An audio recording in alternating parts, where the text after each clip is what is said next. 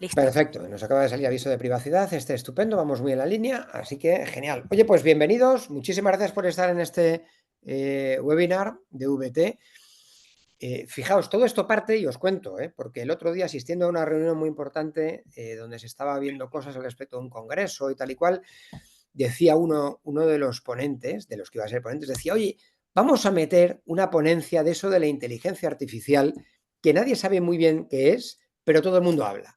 Y dije, jo, llegamos a tiempo. La verdad es que hay que hacer efectivamente un webinar de inteligencia artificial, porque si no, vaya tela, ¿no? Total, que me he traído a cuatro especialistas, cuatro figuras, cuatro rockstars. Y la verdad, pues como ya sabéis que soy muy de presentaciones de este tipo, pues voy a empezar con una pregunta para cada uno y va a ser la misma. ¿Quién eres y a qué te dedicas? Entonces voy a empezar, Juan, empiezo contigo, Juan. Tú, además de mi responsable de inteligencia artificial en VT, ¿quién eres y a qué te dedicas? Bueno, soy Juan Guerra, además de ser responsable de inteligencia artificial en VT, pues bueno, mi carrera profesional ha sido como CEO, transformador digital en distintas compañías y soy lo que se dice pues, un informático, ¿no? Porque toda la vida ha sido un informático, ahora se llama transformador digital, entonces ahora toca lo que veía. Entonces para ello, pues en estos últimos años me he estado preparando, estudiando másteres de inteligencia artificial y es lo que ahora mismo más se trabaja, desde luego. Entonces, este es Juan Guerra. ¿Ok? O sea, eres un friki de la inteligencia artificial y eso me gusta, ya lo sabes. Y Bueno, además nos has preparado unas sesiones de formación muy buenas que vamos a repartir luego en VT, que la verdad es que están francamente bien. 3 sesiones, no os lo podéis perder, 3 sesiones. Esto es espacio publicitario, como te dicen a la Netflix, ¿no? Pero tres sesiones muy buenas de inteligencia artificial, de cómo usarla y bla, bla, bla. Damián, ¿quién eres y a qué te dedicas? Vamos a poner el micro. Buenas tardes, mi nombre es Damián Ruiz, soy CISO, el responsable de la seguridad corporativa de un banco, Singular Bank, banca privada. Llevo 6 años de CISO y antes de dedicarme a esto llevaba, no voy a decir los números, pero más de muchos años, más de 20 años dedicando a ciberseguridad. He pasado prácticamente pues, por todos los palos, ¿no? Desde temas de protección, 5 años director de Red Team de seguridad ofensiva, o sea, toda mi vida he estado dedicada a ciberseguridad. Y desde que antes que fuera moda la inteligencia artificial, pues por supuesto ya hacíamos en ciberseguridad nuestros pinitos y a raíz de esto, pues en 2 o 3 años, pues también, sobre todo con temas de autoformación, pues temas de modelos de gobierno, auditorías de gobierno de la IA, me programo yo también mis propios modelos, hago fine tuning, también modelos predictivos, o sea, muy, muy, muy de friki, pero de cara a entender el producto. Y bueno, doy clases en la universidad y también en el Instituto de Auditores Internos. Y luego, por supuesto, internamente somos usuarios, tenemos proyectos de fraude muy potentes y ahora mismo que estamos con implantaciones internas, pues igual para usuarios finales pues también llevar todo el control y las medidas de seguridad. Nada, y encantado de estar aquí, todo un honor entre gente tan potente. El placer es mío que aceptes. Emilio Saldaña Pizu, ¿cómo estás? ¿Quién eres? ¿Quién eres tú y a qué te dedicas? Muy buenos días desde la Ciudad de México. Además, les quiero compartir que es un honor la oportunidad de poder conversar con todas y con todos ustedes desde la Ciudad de México. Soy analista de tecnologías para la información. Comencé mi carrera como integrador de tecnología, como informático. Trabajé en el gobierno durante toda una administración, la del presidente Vicente Fox, que fue el año, digamos, en el que se disparó el gobierno digital en nuestro país y yo caí con ello adicto al impacto que tienen las tecnologías para la información en muchos procesos de nuestra vida. Y a ello le acompañó en paralelo una carrera de periodismo alrededor de la tecnología y tengo 20 años colaborando con distintos medios nacionales e internacionales en la sección de tecnología en distintos noticieros, normalmente compartiendo opinión y análisis sobre distintos tipos de tecnologías y la coyuntura política, tecnológica, geográfica misma que se pueda presentar. Y bueno, muy eh, completamente impactado, con la cabeza volada por la revolución que ha implicado la llegada de la inteligencia artificial en muchos sentidos. La rapidez, la escalabilidad que ha representado, el cambio incluso de paradigmas, de la forma en la que hoy entendemos el cómputo y la manera en la que interactuamos con los datos me tiene muy impresionado, entusiasmado con los beneficios y obviamente, como nunca, atento a los impactos negativos que en muchos casos hoy vemos se presentan incluso de manera no intencionada, pero que tienen al mismo tiempo sí consecuencias o efectos que pueden ser en un momento dado devastadores cuando este tipo de tecnologías las acercamos a la aplicación práctica. Es un honor estar con todas y con todos ustedes. Muchas gracias. No me hagas spoiler, que luego vamos a hablar de esas cosas. Ya he ido Nada, tomando nada, no señor. preguntas después, que lo sepas. Así que, Mario, tú eres Me el toca, raro. me Eres el toca. raro de esta sociedad. ¿Tú quién eres y a qué te dedicas? Porque eres el de legal. Yo soy el abogado, el de legal. El de legal que de repente se empezó su carrera bastante jovencillo y bueno, decidí dedicarme a este mundo de lo que llaman derecho a nuevas tecnologías. Cuidado que se hablaba del email como nueva tecnología y se sigue hablando de vez en cuando.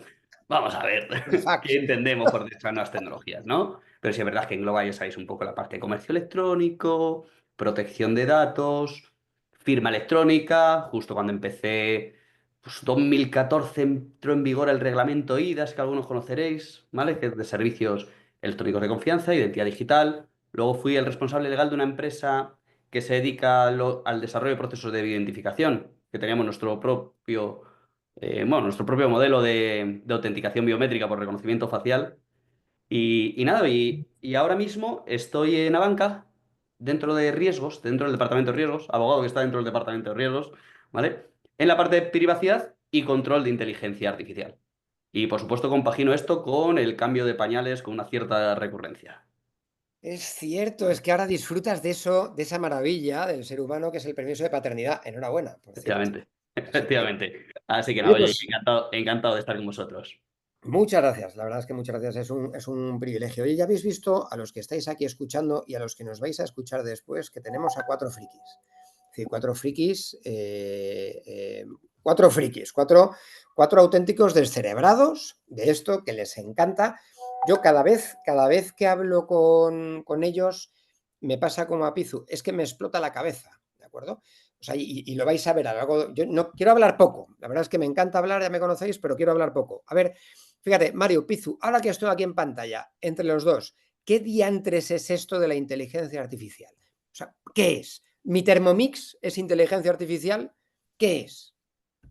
No la Thermomix, ¿qué es la inteligencia artificial? Yo te puedo dar la definición legal, que igual va a ser más aburrida de la que diga Pizu. ¿Vale? Venga, Mario, adelante. No, no, qué buen comienzo, me parece 20 perfecto. segundos, señor letrado. Pero bueno, para mí un sistema de inteligencia artificial, según el reglamento que se ha aprobado recientemente en Europa, es primero un sistema, estamos hablando de máquinas, ¿vale? Y tiene que Sí, cumplir una serie de características. Primero, que está diseñado para trabajar con cierto grado de autonomía. A un sistema tradicional, tú le dices no solo que tiene que ir de A a B, sino que le dices por qué camino tiene que ir de A a B. A la IA no. A la IA le dices que tiene que ir de A a B y decide cuál es el camino más corto o que mejor cumple con esos términos de ir a B. ¿Vale? Entonces, autonomía fundamental. Luego tiene que tener capacidad de aprendizaje.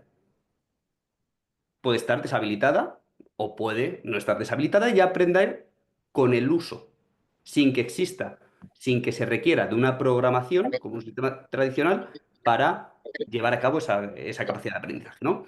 Y por último, al final, ¿qué hace un sistema de inteligencia artificial? Pues estamos hablando de modelos de IA generativa. Genera contenido, llámale contenido, audio, texto, vídeo. Y si estamos hablando de un modelo predictivo, pues nos permite inferir, realizar predicciones en base a unos objetivos que nosotros le hemos marcado. Pero la clave es que no le decimos cómo tiene que llevar a realizar esas predicciones, ¿vale? Y aquí me quedo, esos son no sé si he dicho cuatro, dependiendo de cómo los cuentes, esos cuatro criterios básicos que exige la norma para que algo se considere sistema de inteligencia artificial. me gusta. Pizu y Damián y Juan, por supuesto, estáis invitados a decir lo que queráis. ¿Qué es inteligencia artificial? Complementando lo que dice Me Mario. encanta el acercamiento que escuchamos en términos legales, me parece interesantísimo. En realidad, desde un término técnico, entendemos la inteligencia artificial como una tecnología que le permite a las computadoras aprender o razonar con base en información que se entrega y a través del aprendizaje y la repetición, afinar, entender, aprender, como muy bien estaba explicando Mario en ese sentido, aprender con base en los resultados previos que va generando y con la inferencia de los resultados que no tiene y lo más cercano a lo que entenderíamos como razonar precisamente, tener una secuencia o un set de datos y con base en esos datos poder tratar de determinar cuál debería ser la decisión correcta o el paso siguiente. Me gusta. Ahí, Juan, ahí yo sí que te estás volviendo la haría cabeza. una salvedad, ¿no?, al término legal, porque para mí no es exacto. Porque de hecho las primeras inteligencias artificiales no aprendían, es decir, eran deterministas. Se considera inteligencia artificial, por ejemplo, el Deep Blue este que ganó a Kasparov al ajedrez. En el Esto era una ajedrez, correcto, máquina sí. que lo que hacía era encontrar pues la jugada más óptima, pero no en base a unos resultados previos, sino en base a unos algoritmos matemáticos y era, y entonces aquí es donde se puede definir dos tipos de inteligencia artificial. Una que es la determinista, es decir, es una que siempre que tiene un input, el output es siempre el mismo. Es decir, para una misma pregunta, la respuesta es siempre la misma. O, digamos, la que conocemos ahora más como inteligencia artificial, que puede ser pues, ChatGPT o Gemini, cualquiera de estos, los LLM, que tienen Correcto. cierto grado de random, es decir, cierta parte del resultado puede ser aleatorio, ¿no? Mm. Entonces, legalmente seguro que es así, pero lo que venimos hablando de inteligencia artificial hay que tener en cuenta que la inteligencia artificial se empieza a hablar de ella en Dortmund, en el Congreso de Dortmund, que esto es en el 60 y o en el 40 y, no recuerdo exactamente, es decir, hace muchísimo tiempo. Y ese era el punto un poco de diferenciación No, buenísimo que apunte, quería. Juan, coincido. Buenísimo apunte, sí. Sí, sí. Sobre todo, un matiz, ¿vale? A nivel legal, la capacidad de aprendizaje se muestra como un requisito optativo. Es decir, lo que te habla del reglamento es que puede mostrar capacidad de adaptación. ¿Vale? Es decir, Ok. no se deniega que un sistema se considere sistema de inteligencia artificial por no mostrar esa capacidad de adaptación que podemos popularizar aquí como aprendizaje, ¿vale? Entonces, totalmente, estamos alineados todos. Por cierto, ya sabéis que uno de los lemas de estos webinars es que podemos insultar, bueno, no insultarnos, podemos llevarnos la contraria, ¿de acuerdo? Entonces, no os sintáis obligados a pensar lo mismo, ¿vale? O sea, cuento con que no vais, que os vais a llevar mal sin educación y sin respeto de ningún tipo, insultaos y ya está, ya veremos a ver por dónde sale esto. Oye, pues, Juan, ya que estoy contigo, tío, a ver, Ujú. tengo la sensación de que esto avanza cada vez más rápido, que la inteligencia artificial avanza cada vez más rápido. Yo lo veo en ChatGPT, no nos engañemos, que soy uno de los principales usuarios. Cada 2 por 3 te cambian y te mejoran y te actualizan y tal y cual. Y esto avanza muy rápido, ¿de acuerdo? ¿Cómo podemos garantizar que los modelos sean interpretables, pero sin comprometer el rendimiento? Muy sencillo, no se puede. Genial. Estamos Quiero más decir, cerca te lo de explico. Skynet. Te lo explico. Dentro de la IA, pues existen, digamos, varios modelos, ¿no? O sea, varias formas de construir un modelo de IA, ¿no?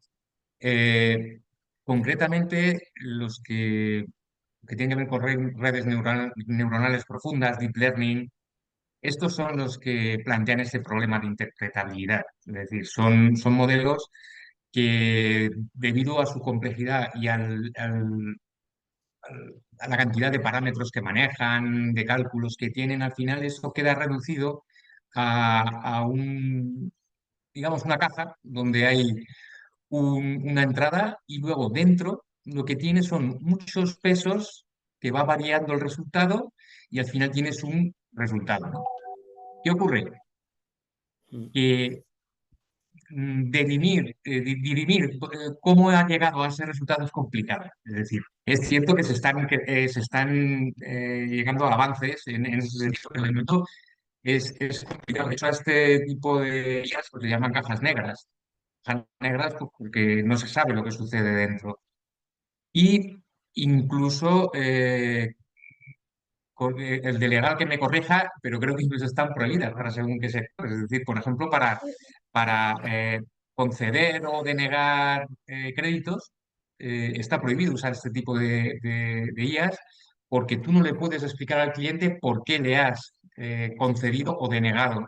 Y esto, pues de alguna manera no está permitido, ¿no? Para muchos, para otros usos tampoco se puede, ¿no? Pero bueno, ese es un poco el problema, ¿no? Entonces, claro, eh, de momento lo que ocurre con estas cajas negras es que están limitados los usos a nivel legal. Se están limitando los usos, precisamente por eso, porque no se pueden explicar. Hay otros que sí, es decir, si, por ejemplo, un árbol de decisión, con mucha paciencia puedes llegar a explicar cómo ha llegado, porque un árbol de decisión, tú entras en una entrada, llega a un nodo y dices, pues mira, es que da más peso a si, por ejemplo, yo que sé, eres rubio, pues más peso por aquí. Si eres, por ejemplo, identificación de animales, imagínate, pues una característica es que tenga bigotes, pues sí, pues y esto va a ser más un gato. Claro, es decir, tú puedes ir viendo un poco, es complicado, pero se puede ver el resultado, pero para este tipo hoy por hoy yo creo que es imposible. No sé si el país lo utiliza. Sí. Ahí, los sistemas IA para la concesión de crédito, vamos, para la evaluación de solvencia de personas físicas, no se consideran sistemas de IA prohibidos, pero sí se consideran sistemas IA de alto riesgo. Y tienen el inconveniente que menciona Juan, el inconveniente principal que menciona Juan. ¿Qué pasa? El reglamento de protección de datos, primo hermano, en muchas ocasiones, del reglamento de inteligencia artificial y que van a ir de la mano y va a dar lugar a contradicciones, recoge el derecho de los interesados a que le informes sobre cuál es la lógica utilizada para esa actuación que has hecho, esa concesión o esa denegación del préstamo.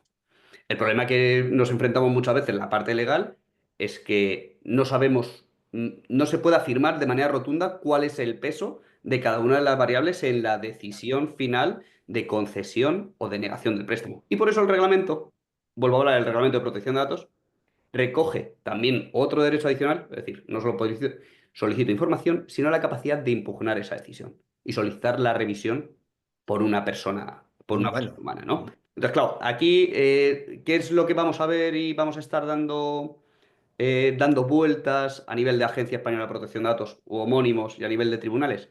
En hasta dónde alcanza ese deber de información. ¿Qué entendemos por lógica? ¿Vale? Y con qué nivel de lógica nos encontramos satisfechos. Una ponderación de el sistema utiliza estas 5 variables y una distribución aproximada de pesos es suficiente para dar cumplimiento a ese principio. Bueno, pues ha habido una sentencia reciente del Tribunal de Justicia Europea. Banco de España tiene una frase eh, bastante, yo creo que clarificadora, que dice algo así como, no tienes que informar de cada una de las variables, del camino tomado, pero sí de qué has considerado durante el camino. Algo así. Bueno, pues ese es uno de los grandes retos en los que nos encontramos. Yo sí, mira, yo sin embargo sí creo que es posible cierta explicabilidad. Me explico. Que es, yo creo, por donde apunta una de las cosas que yo creo que apunta la propia ley. Sea modelos de Machine Learning, si tú documentas bien el ciclo de vida, pues como es la preparación de datos, limpieza, la elección de variables, photo engineering, el esquema de training, las variables que has utilizado, digo, el modelo de evaluación, cómo optimizas pues llevas con un tanto por ciento de fiabilidad a explicarle la razón. De hecho, la razón, te la pidan o no el cliente final, ya se va a exigir simplemente a nivel de proyecto. Entonces, eso es un Machine Learning clásico, ¿no? Porque de hecho tienes incluso algoritmos para evaluar, para mejorar incluso el peso de todas las variables que has usado y por qué las has usado, ¿no? Entonces, de hecho, yo soy un fiel defensor del reglamento porque apunta a tener un rigor que hasta ahora no hemos tenido ni siquiera en el Data Classics, ¿vale? Entonces, eso bien armado, yo sé que cuesta, que luego tú guardas los hiperparámetros, es posible. Es un Machine Learning. Ahora, en LLMs, ciertamente es bastante más difícil, pero si tú te montas un RAG, limitas y tú usas únicamente el LLM para hacer la cadena de razonamientos, incluso en el prompting, le dices que te diga cómo ha llegado a esos razonamientos, cómo ha pintado las fuentes, incluso también le aplicas unos modelos de evaluación, RAGs, RUS, de enfrentamiento con otras bases de datos, se puede llegar a un nivel bastante aceptable de explicabilidad. ¿Que queda mucho? Cierto, pero yo creo que es posible. Esto es una opinión muy personal, ¿eh? Pero yo creo que lo veremos. ¿Que falla como una escopeta feria? El otro día salía un paper súper chulo de los grandes modelos que conocemos públicamente, la capacidad que tienen de citar fuentes. Y es alucinante porque ellos que en teoría buscan las fuentes y las citan, pues la media no supera el 50% de fiabilidad. O sea, pero es cierto que se va a ir. Yo creo que la explicabilidad tal está definida, que para conseguirla cuesta, pero técnicamente con unos márgenes de proporcionalidad. Pero que luego tampoco nos hagamos líos, incluso con el determinista, cuando a ti te hacen un rating de riesgo con modelos clásicos, también te dan un dato de probabilidad. Entonces, es cierto que nos estamos viendo más puristas, adelante, pero que sepamos que en modelos antiguos nos hemos estado dando concesiones de riesgo con estadística clásica y también nos hemos movido. Yo trabajo con fraude y yo trabajo con falsos positivos, falsos negativos y me hago mis propias estadísticas y utilizo modelos clásicos, ¿no? Entonces, yo creo que es exigible, que es alcanzable, que va a seguir supone un reto tecnológico, que hay que meterlo a nivel de gobierno, que todos estos conceptos se tienen que manejar en cualquier comité de IA, pero yo creo que es una opinión muy personal y ya me callo. Yo creo que el punto es cuando pierdes el control sobre la toma de decisiones, ¿no? El por qué se hacen las cosas. Entonces creo que eso es lo que nos da a los de fuera, ¿eh? Nos da un poco de miedo. Y mira, voy a lanzarme a otra cosa pues con Pizu y luego y contigo, Damián, a ver si me decís, porque claro, esto no deja de sonarme, y perdonadme que lo diga así, en ocasiones oímos comentarios un poco distópicos de la inteligencia artificial. El otro día salía el propio CEO de Google hablando de la caja negra y de una toma de decisiones que había hecho una herramienta de Google que no se sabía muy bien cómo había llegado y dices, madre mía, es que un día de estos, efectivamente la Thermomix se alía con mi batidora y me asesina, ¿no? Entonces, ¿cuál es, más allá de ese mensaje distópico un poco estúpido, cuáles son, Pizu y luego Damián, desde vuestra perspectiva, las principales amenazas en seguridad para los modelos de IA y cómo evitar ataques? El envenenamiento de datos, las inferencias adversariales, estos elementos. Bueno, me parece que de entrada el primer aspecto que la inteligencia artificial le ha venido a agregar a temas de ciberseguridad y riesgos y ataques tiene que ver con la velocidad. Hoy la detección en un momento dado de puntos de falla dentro de una red empresarial o dentro de una red local se pueden detectar de manera mucho más rápida utilizando herramientas de inteligencia artificial. Pero al mismo tiempo también hemos venido viendo cómo crecen las ofertas en el caso de herramientas de solución o contención contra ciberataques basadas en herramientas de inteligencia artificial que lo que dan también es un poco de velocidad en términos de la predictibilidad que puede haber un ataque o de los patrones en términos de cambios que hay en una red, ¿no? Este tipo de hábitos o este tipo de sucesos tradicionales dentro de la red, hoy los comparo o los pondero contra un intento de acceso a un puerto o a un recurso en particular por parte de un usuario que tradicionalmente no accede a estos recursos y puedes tener hoy una detección de patrones que podrían apuntar en muchos casos al inicio o a un ataque como tal y en consecuencia poder prevenir y contener, incluso con inteligencia artificial misma, deshabilitando o habilitando cierto tipo de recursos. Es decir, la velocidad con la que el gato y el ratón hoy están llevando esta faena es espectacularmente mucho más rápida. La consecuencia en un momento dado con los ataques exitosos hoy también tiene un impacto, digamos, mucho mayor porque hoy sabemos que la posibilidad de explotar nuestros datos con una herramienta de inteligencia artificial, tanto para su exfiltración como para su comercialización, distribución o explotación, ha crecido muchísimo. Creo que me parece el punto que yo resaltaría más es el de la rapidez en todos los sentidos. Y también, ¿qué cosas le preocupan a un banco o qué nos deberían preocupar a nosotros al respecto de esa seguridad de modelos de IA? Vale, vamos a ver, a mí es que me encanta dividir siempre, yo creo que también lo han hecho nuestros compañeros, entre modelos de Machine Learning y LLM. Vale, Machine Learning, a mí lo único que me preocupa, o sea, es verdad que hay ataques, pues de inferencia de modelos, copiado de modelos, ¿vale? Y luego todos los ataques que puede haber al ecosistema de datos, ¿no? Pero ahí casi comparten la seguridad tradicional. Me explico. Tanto los LLMs como las implantaciones profesionales, no estoy hablando de la ofimática, de un Copilot, de un ChatGPT, o sea, proyectos potentes de Machine Learning y de LLM, comparten mucha seguridad clásica, que lo único que han venido es a reforzarla. Yo tengo que hacer protección de datos, cifrado de datos, anonimización, gestión de ciclo de vida, almacenación, integridad, vale, protección de las infraestructuras, segmentación, jardín. Todo eso tengo que seguirlo porque son tanto el Machine Learning como el LLM van a estar metidos en esto, ¿no? Tengo que hacer monitorización, todo lo clásico. ¿Qué ha venido a meter la norma y estos nuevos proyectos? Que todo esto hay que reforzarlo. La gestión de accesos, buen multifactor, revisión de periódica, todo eso lo va a hacer. Y ahora van a venir amenazas nuevas.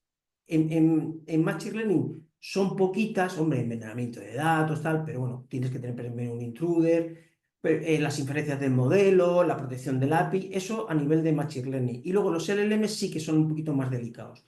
Porque todos los ataques de inyección de prompts para descubrimiento, hacer bypass de la medida de seguridad, ha supuesto que tengamos que son nuevas amenazas, hay un catálogo en torno a 30, 40 tipos de nuevas amenazas, y meter algún elemento nuevo, ¿no? Pues desde lo que se llama subguards, guardrails, la seguridad de los endpoints de los APIs que tenemos internamente de respuesta.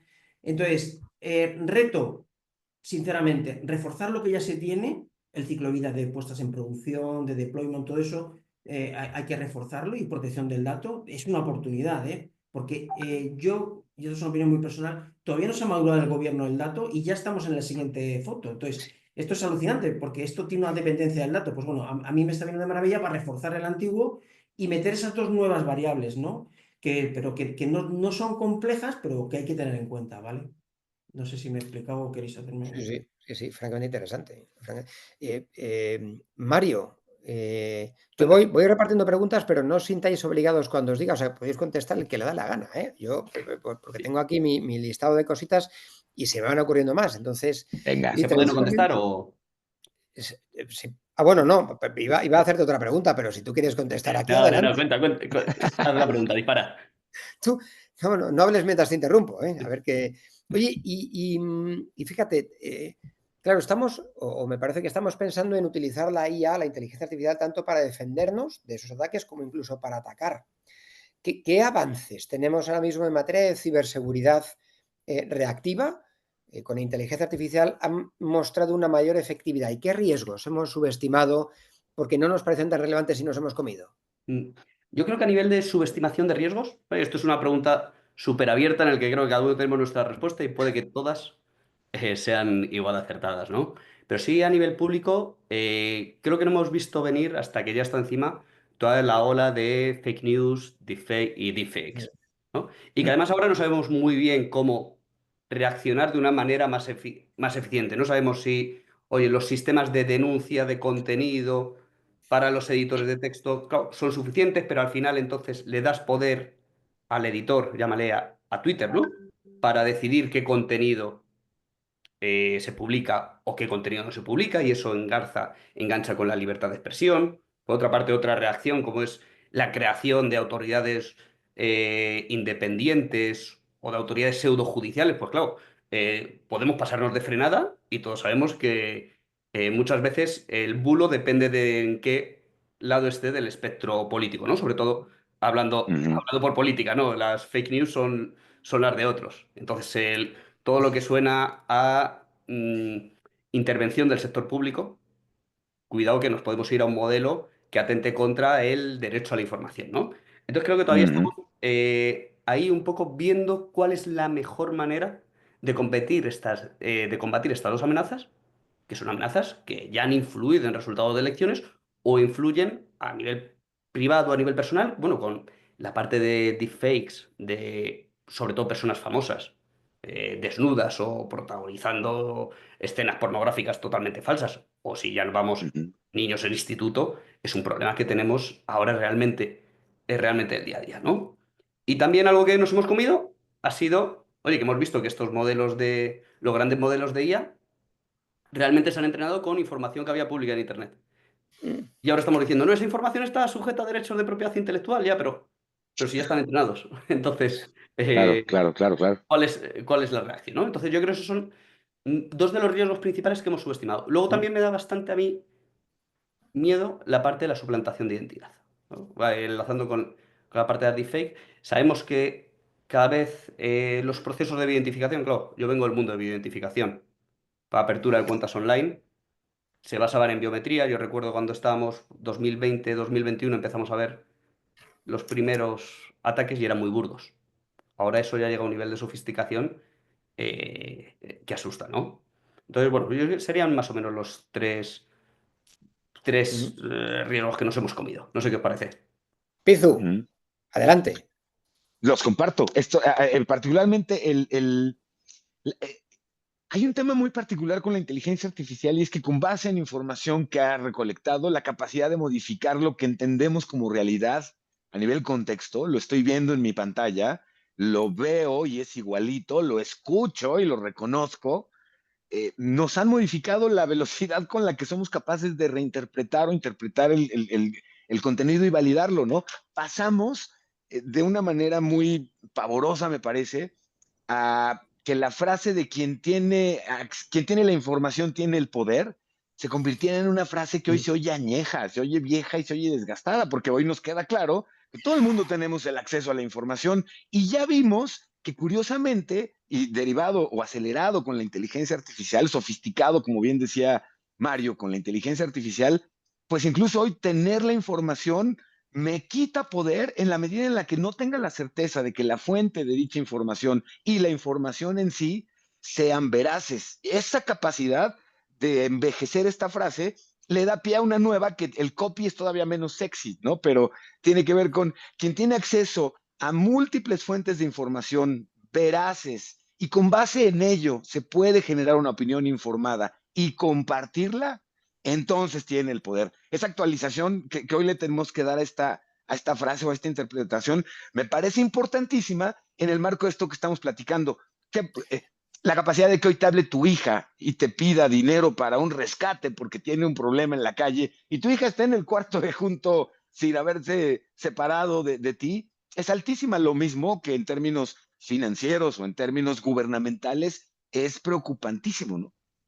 Yo ahí, Pizú, Sí, señor. leí una frase que me da pena no reseñar de quién era, pero no me acuerdo, que decía algo así como el éxito de las fake news no es engañarte, sino hacerte dudar de la veracidad de todo lo que lees. Y Claro, eso, claro, Mario, sí, sí, por supuesto.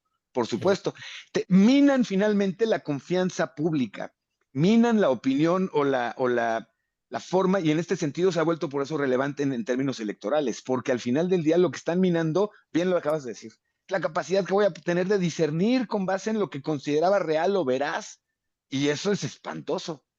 Es No, curioso, porque aquí, efectivamente, en el momento en el aquí, que dudas de la verdad, ya tienes un problema, claro. Adelante, Juan, sí, perdóname.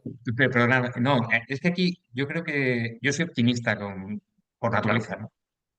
Bien. Y yo creo que lo que se está produciendo también es que, bueno, estábamos acostumbrados a percibir la realidad de una manera y ahora lo vamos a percibir de otra. Es decir, de otra, quiero decir, ahora cada vez que ves un vídeo, cuentan los dedos.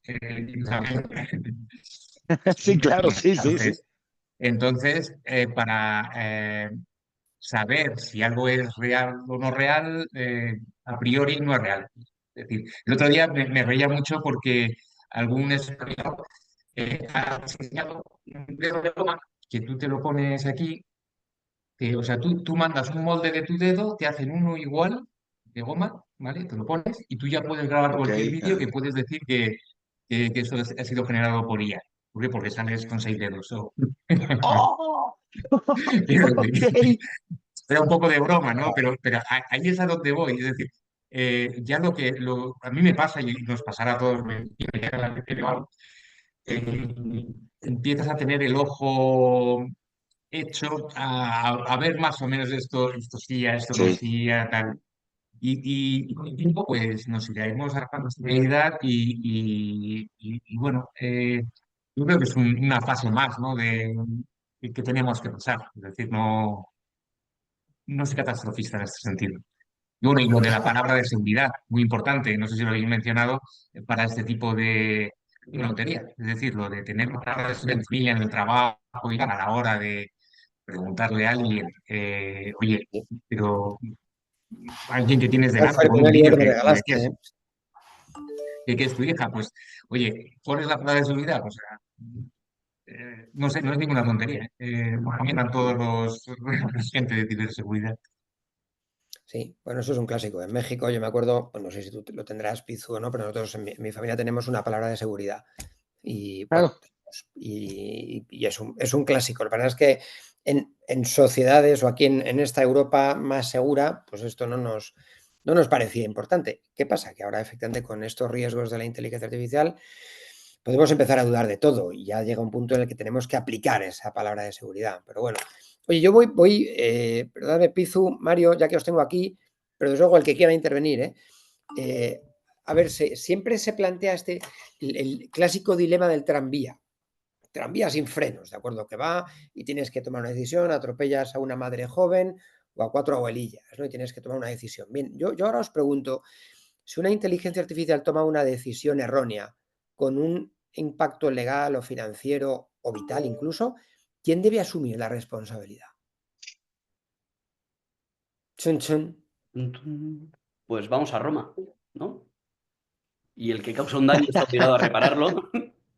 Lo decían los romanos y la Efectivamente. responsabilidad extracontractual con el homónimo de la responsabilidad contractual. Pero claro, el problema es quién ha causado un daño.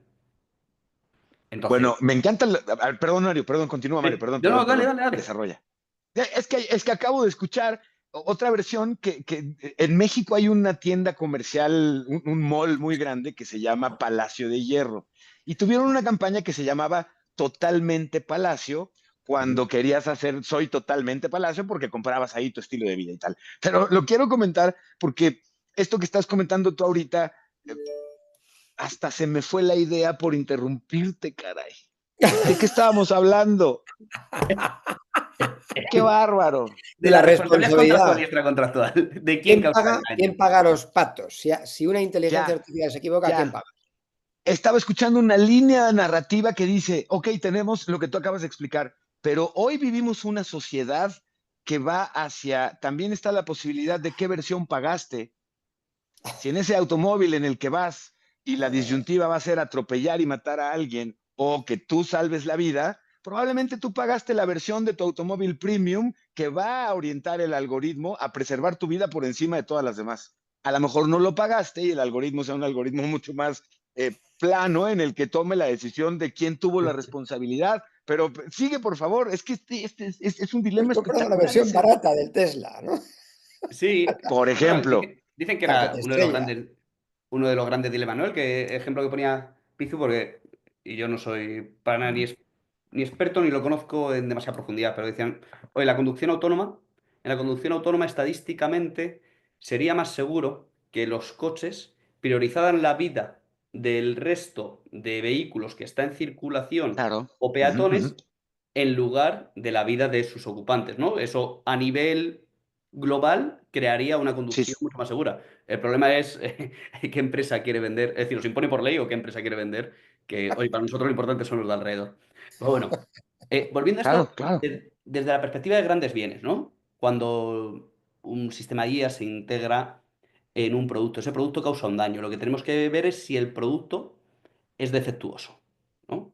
¿Y qué se entiende por un producto defectuoso? Pues aquel que no ofrece la seguridad que cabría esperar.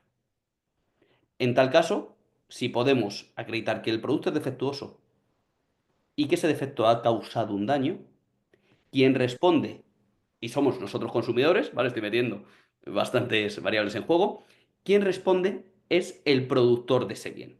Imaginaos, porque un vehículo. Un vehículo puede tener distintos elementos, ¿vale? Pero al final es el productor del vehículo. Luego, por supuesto, ese productor del vehículo podrá repercutir contra la empresa que ha organizado el sistema de IA de frenado. Imaginaos, ¿no? Pero el Uh consumidor -huh. va a poder ir frente al productor del bien en el que se inserta ese sistema de IA que provoca un daño, ¿no? Y cuando estemos en empresas, cuando estemos en una relación entre empresas, pues aquel con el que hayamos firmado el contrato, con el que estemos vinculados contractualmente, ¿vale? Y con mucha atención a las cláusulas de exoneración de responsabilidad. Es un poquillo. Luego, por supuesto, va a haber Sí. discusiones y va a haber, bueno, al final estamos agitando el árbol y necesitamos que se asiente. Damián, Damián, Disculpa esto. Hay dale. un juego que yo suelo usar cuando doy clases al final, se llama moralmachine.net. No sé si lo habéis entrado alguna vez, pero hacerlo. Que lo que te propone es una especie de juego. Escríbenoslo. Ahora os lo pongo. Que lo que hace es que, bueno, te pone en el escenario de que, bueno, es un coche manejado por IA, ¿vale? Un piloto, en el que van una serie de pasajeros y se enfrenta a una situación que esa situación va cambiando, ¿no? Entonces, tiene que pasar por un paso de cebra, ¿no? Entonces, ese paso de cebra, cada vez hay personas distintas, pues ancianos, luego deportistas, luego...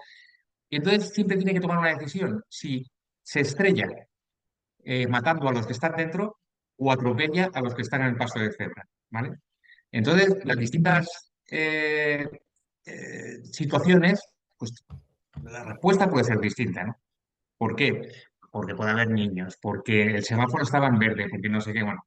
Al final, con esto lo que quiero decir es que no es nada fácil decidirlo, incluso te encuentras, yo supongo que aquí también depende de la calidad moral de cada uno, porque cada uno, luego se crea la discusión de, hay gente que dice, "Yo claro, este coche y este coche me tiene que salvar a mí", ¿sabes?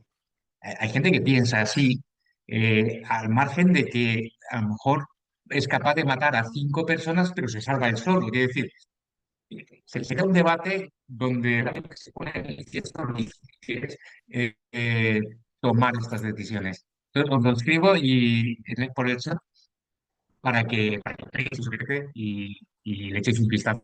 Y luego el juego se termina con que te hace una comparativa de tus respuestas con las de la comunidad y te dice dónde estás tú. Os lo Wow, escribo. está espectacular, ¿eh? Me Es metí mientras nos lo estabas un asesino en describiendo serie o, Sí. o y les no. recomiendo que lo visiten, moralmachine.net. Y vaya que sí te ponen. Es que esto es muy interesante. Finalmente, el dilema que hoy estamos viendo es que es la sesión de toma de decisiones relevantes a un sistema, o en este caso a la inteligencia artificial, versus la toma de decisiones que típicamente y tradicionalmente habíamos venido tomando los humanos, ¿no? Esa sesión del poder o esa sesión del control, más bien, no del poder, esa sesión del control me parece que es un poco, o en mucho centro de la discusión, ¿no? La verdad es que sí, la verdad. Es muy curioso porque empezamos, la verdad es que, en fin, para aquellos que estáis casados, siempre decíamos, bueno, en mi casa mando yo, y uno se da cuenta de que cede una parte muy importante de las decisiones que debería tomar, aproximadamente el 95% en su mujer. Ahora, nuestras esposas van a tener que compartir eso con la inteligencia artificial. Ya no hablo de Alexa o de ChatGPT, sino que hay muchas otras cosas en juego a nivel corporativo, a nivel personal, familiar, así que es muy interesante. Oye, y en este punto, porque fijaos, yo cuando vivía en México, me acuerdo que los norteamericanos, los gringos, decían, mira, Néstor, cuando nosotros vemos una oportunidad, la explotamos. Los chinos la copian y los europeos la reguláis. Y me hacía mucha gracia, porque no deja de ser algo que estamos viendo, o que yo estoy viendo ahora que he vuelto, digo, caray, qué manía con regular todo, ¿no? Entonces, fíjate, yo Ujú. te quería preguntar, Damián, porque sé que lo has estudiado, la Unión Europea ha propuesto un marco regulador para la inteligencia artificial, y está muy bien, pero desde una perspectiva técnica, ¿de acuerdo? ¿Qué desafíos reales plantea su implementación en sectores críticos, salud, finanzas? ¿Y qué nos va a añadir? ¿Mayor regulación, menor libertad? ¿Mayor regulación, mayor control y mayor beneficio? Es decir, ¿dónde estamos ahora mismo y qué aporta? ¿Estás en mute, Damián? No pasa nada, ya nos hemos acostumbrado a la pandemia a hablar y... Mira, espero no montar el pitote que monté en la última intervención con esta misma pregunta, porque soy de los pocos, o sea, a mí no me hace ni puñetera gracia ese símil de Estados Unidos innova, China y nosotros regulamos, porque justo en este caso, no digo que sea una ley redonda, es perfecta. Nos encontramos ante una ley que partió de principios éticos. Nunca hasta ahora en la vida hay una norma que es del 2019 donde pone los principios de transparencia, explicabilidad, rendición de cuentas, y a raíz de esa norma se ha generado la ley. Cuando uno la lee, me pone todos los elementos, yo lo he visto desde el punto de vista de auditor interno, auditor de sistemas y de seguridad. Me parece redonda, porque es una invitación a empezar a hacer las cosas bien. desde el principio de que crees un grupo o de gobierno, donde todos los stakeholders participen, donde haya una alfabetización, donde de una puñetera vez se atribuyan roles y responsabilidades, cosa que da mucha grima siempre en el Mediterráneo. No, a partir de ahora, seas tú legal, seas tú el promotor de negocio, seas el desarrollador, seas el proveedor, tú tienes en esta cadena que participar.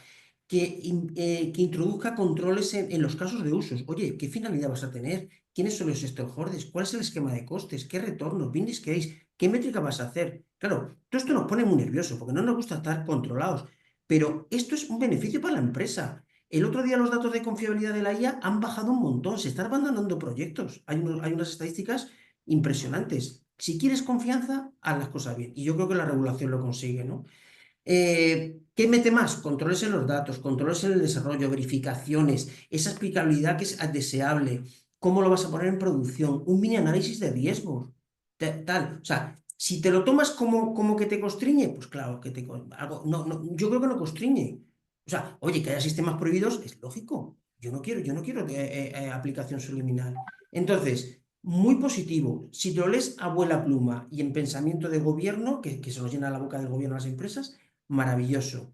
Y luego ya desafío, y no déjame hablar más. Oye, ¿qué está haciendo? A mí me está apalancando mis posiciones de seguridad en el dato.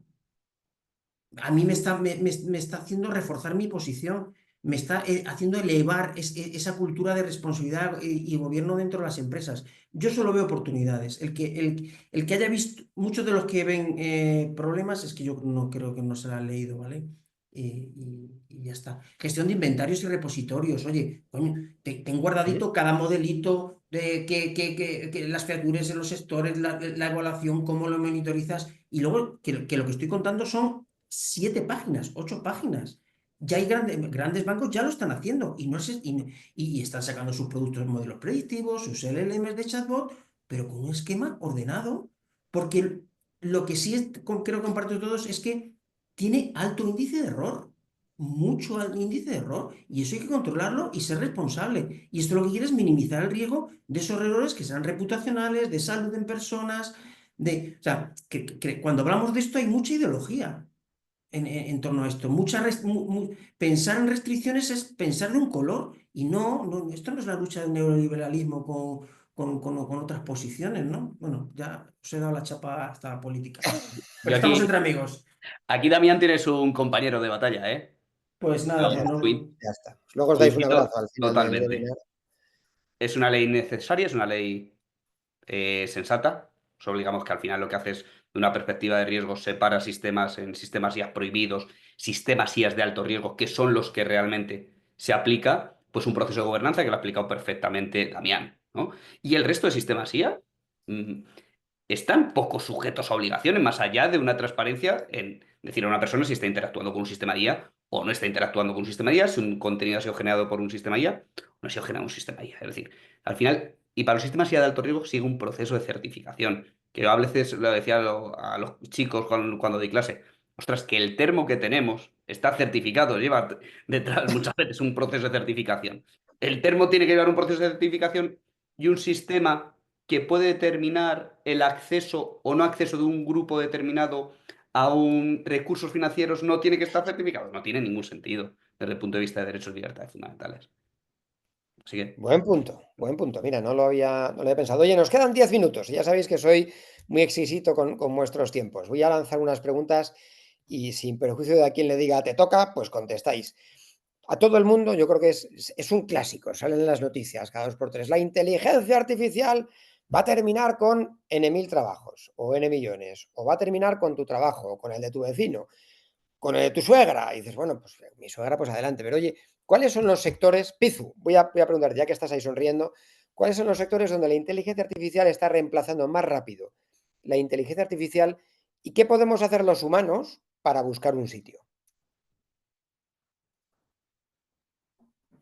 Muchas gracias. Fíjate que yo recupero ahí lo que nos comentaba Juan al principio de su participación. En ese sentido o en ese aspecto, yo me confieso también en este aspecto como positivo, como alguien que ve las cosas más en modo tengo que asegurarme más bien de cómo va a enriquecer la inteligencia artificial mi área, mis procesos y mi desempeño directamente.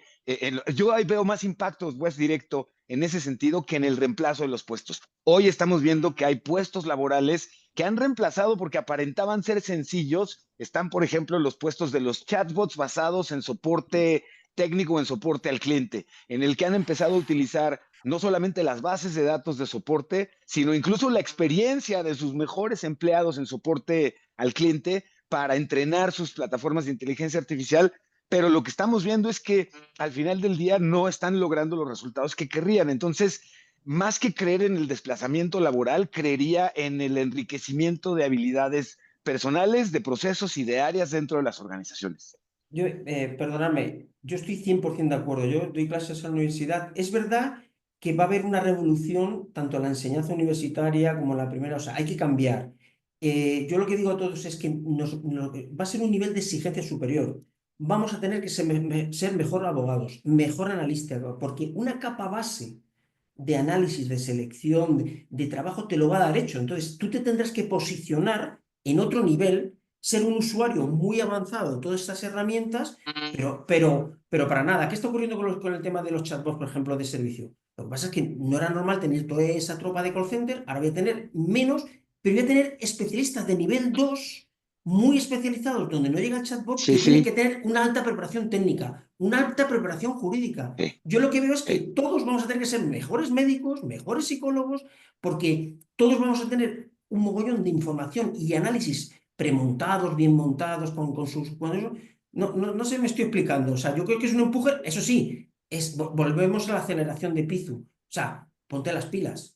Ponte las pilas médico, ponte las pilas psicólogo, ponte las pilas de rapidez, porque te tienes que posicionar en ese nivel de madurez. O sea, esto es lo que nos va a sacar es de nuestro aburguesamiento de conocimiento a otra capa más elevada. El otro día dándole caso a los chavales que Mm, les daba machine learning, joder, y se quedaban en el dato. Digo, tío, que no tenéis que programar, que tenéis que sacar todos los gráficos, comparar no sé cuánto, que tenéis que ser psicólogos, no tenéis que ser programadores, que esto ya te lo va a dar la máquina. Pues les costaba.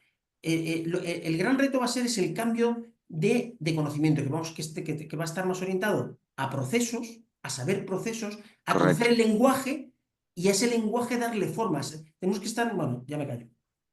Ya está. No, sigue. Sí, estoy de acuerdo con todo lo que decís.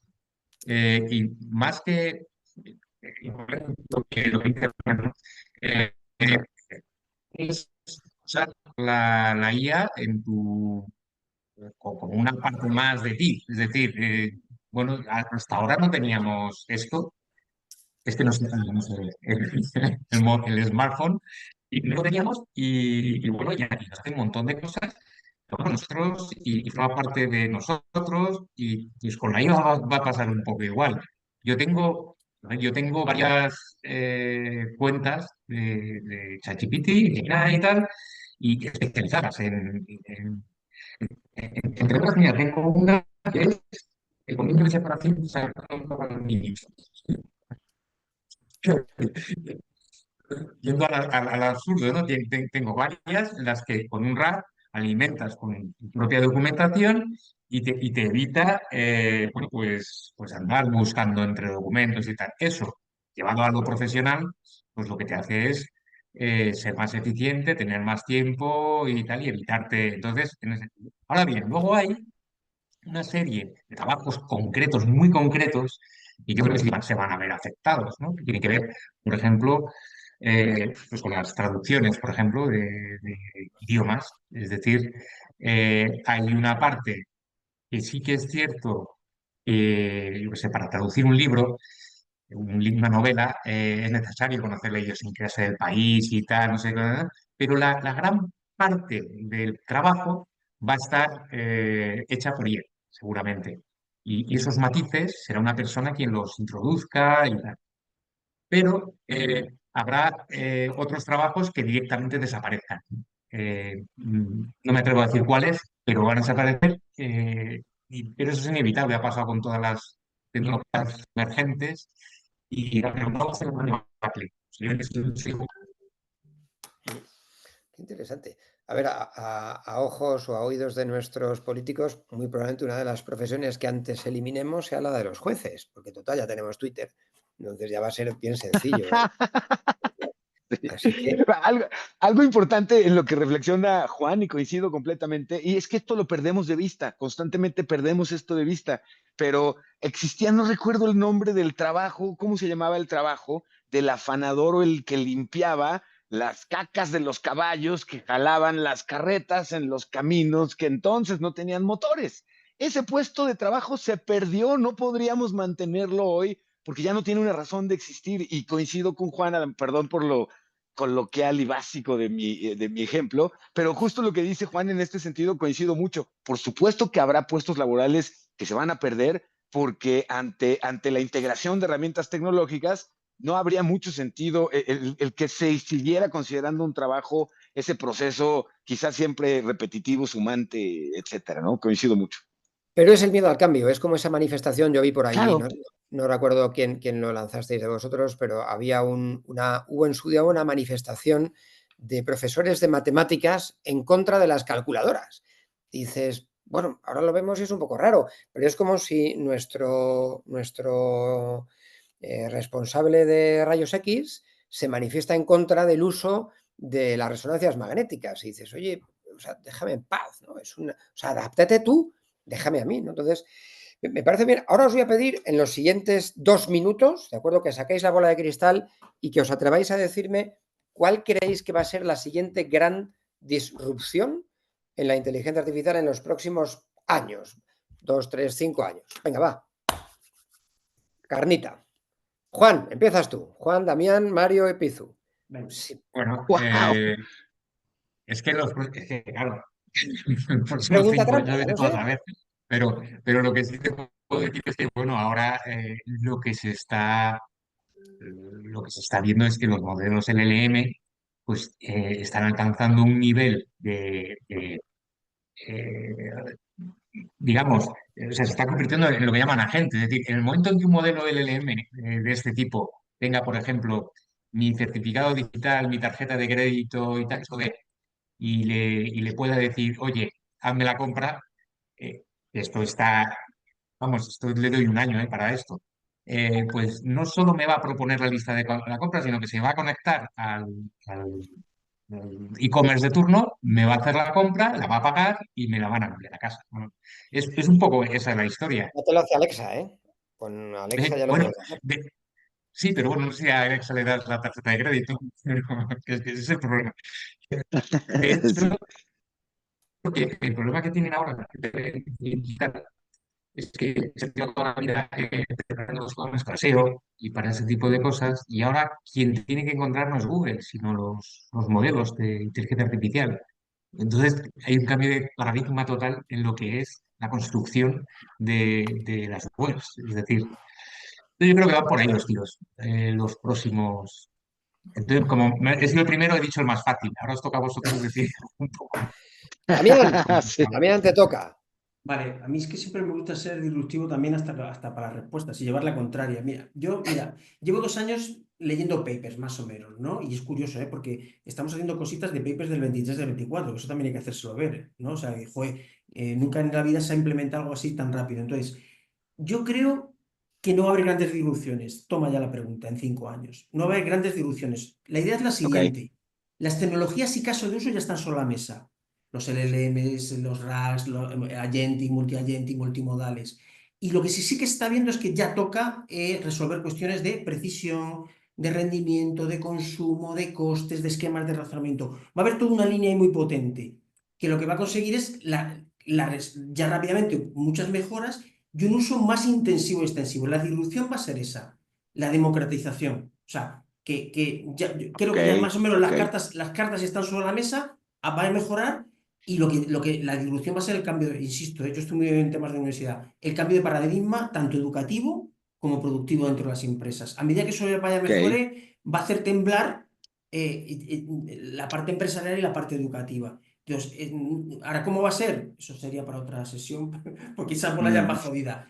Pero, Me la por apunto. tanto, yo creo, y bueno, y hay una línea ahí que la tengo un poquito que es la robótica. La robótica sí que nos va a dar unas alegrías con los bichos estos y tal, pero por lo demás es consolidación, mucha mejora, queda mucho recorrido de consumo, energético, entonces, pero se va a resolver, eso seguro, porque de repente toda esta competitividad se está viendo en todos los modelos, como cada semana se boom, boom, boom, y van mejorando, entonces eso se estabilizará y luego será cómo va a ser ese uso intensivo, esa va a ser la evolución, el paradigma educativo y productivo. Ok. Mario. Pues fíjate si es complicada esta pregunta, que si nos la hubieras hecho en diciembre de 2021, ninguno hubiéramos dicho algo como parecido a ChatGPT, ¿no?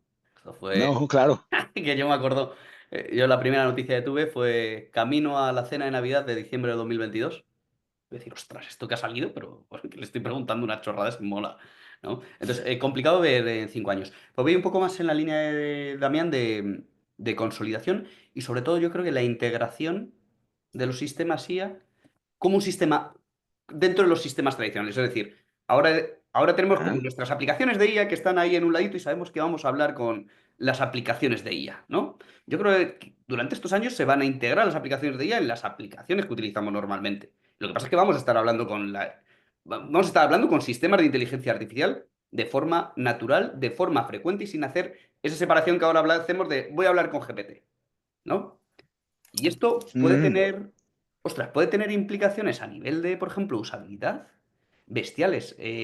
Tenemos aplicaciones, nuestras aplicaciones de móvil tienen muchos menús, están pensadas para que podamos ir accediendo. Si realmente el sistema que hay detrás entiende el lenguaje natural, ¿para qué voy a tener que ir haciendo 4 clics cuando le puedo decir, oye, manda un Bizum a Néstor? Y mi aplicación puede mandar un Bizum a Néstor, ¿no? Entonces, yo creo que vamos a ir un poco en esa línea. Y luego, bueno, pues sobre todo la parte de IA predictiva, pues lógicamente en aquellas labores, en aquellas funciones que son esencialmente predictivas, yo qué sé, vas a ver medicina, bolsa, mercado de valores, pues va a tener un impacto alto, ¿no? Qué interesante. Interesante. La verdad es que me estáis haciendo que me explote el cerebro. Pizu, te concedo la última palabra. que la verdad es que debo decir que es un gran honor porque ha sido un lujo y un espectacular placer aprender de ustedes y escucharles. De verdad les agradezco. Eh, A mí me parece que la siguiente gran disrupción, quizá lo que voy a decir más bien sea, y gracias por permitirme entonces cerrar, sea una buena mezcla de lo que nos acaban de compartir y enseñar nuestros colegas, porque bien lo decía Juan, la era de lo agentic, de los agentes interconectados de inteligencia artificial que nos permitan dejar de hacer y ellos hagan por nosotros, es inminente y solo se va solo va a incrementar algo, un fenómeno muy interesante, el que hemos visto en términos del dilema que tenemos hoy con los datos, porque en un entorno digital en el que la personalización de los datos es fantástica y maravillosa porque se trata de mí y qué mejor puede haber en el mundo que se trate de mí todo lo que esté navegando y consultando, pero por otro lado esta personalización a mayor cantidad de datos nuestros implica la mayor posibilidad de un accidente con nuestros datos, intencionado o no intencionado. Y en ese sentido, me parece que entonces lo que tendríamos en la siguiente gran disrupción sería el fenómeno de los famosos digital twins, los agentes de inteligencia artificial que ya están representándome en la toma de decisiones y acciones en mi trabajo, en mi familia, en la manera en la que compro y consumo mis viajes y mi estilo de vida, y en los conflictos que veremos en un momento dado cuando el PISU diga que fue mi agente digital el que hizo trampa en el casino digital y no yo, y cuando el fraude y el robo que se comete, ¿no? Esos conflictos que veremos, que cierro por último, refraseando a un tecnólogo que reconocemos mucho aquí en México, el doctor Alejandro Pisanti, es famoso por haber sido de los primeros que llegó en México con la famosa manguera de conexión al Internet en los primeros años, pero él hace una referencia muy interesante y que la estoy tratando de aplicar con la inteligencia artificial. Cuando hay un dilema en términos de si algo es legal o se puede o no se puede hacer en Internet y si hay un castigo en términos legales o éticos o morales y no podemos determinarlo, quítenle el Internet. Y en ese sentido nos va a ser mucho más sencillo calificar o entender una conducta si ya está regulada o no lo está, o cómo concebimos una conducta en la manera en la que se da en la sociedad análoga. Vamos a ver cómo se dé en lo digital y en lo más bien en lo inteligente artificial, ¿no? Gracias por la invitación. Muchas gracias, la verdad ha sido un placer. No sé si alguien tiene algo más que añadir. Yo voy a descargarme la grabación y os voy a volver a ver y a escuchar porque he aprendido mucho y me ha servido de mucho. Así que de mi parte y de parte de VT y de los oyentes que estaban ahora, los que se han ido y los que vendrán, y os escucharán, os tengo que dar las gracias. Sois grandes cerebros, habéis cumplido superado altamente las expectativas, sois una bola de frikis. Entonces, de verdad, voy a tratar de juntaros en un café o unas cervezas, unas cibercervezas, y Por vamos a hablar favor. y a discutir de estas cosas porque tengo mucho que aprender. Así que la siguiente en Madrid, Pizu. Tú verás cómo lo haces. Pero ahí hay que quitarlo del... Sí puedo, no tengo compromisos y lo que tenga lo cancelo. Encantado de estar con ustedes. Así me gusta, esa es la actitud, señores. Pues Bueno, muchísimas gracias, que son ya las 7:07, 11:07 hora de México. Así que muchísimas gracias por estar. Un abrazo muy fuerte. Muchas Cuidado. gracias, un hasta placer. luego. Un abrazo. Adiós. Chao.